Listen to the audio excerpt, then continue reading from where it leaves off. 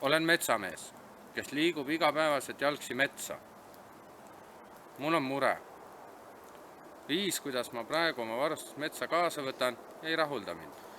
Olen tüdinenud. Soosäkk võimaldab masinata metsatöölisel käsitööriistad ning vajalikud tarvikud endaga mugavalt kaasas kanda.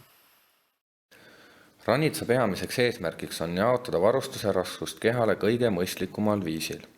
Samas jättes käed vabaks, et kaitsta vajadusel end metsasokste eest.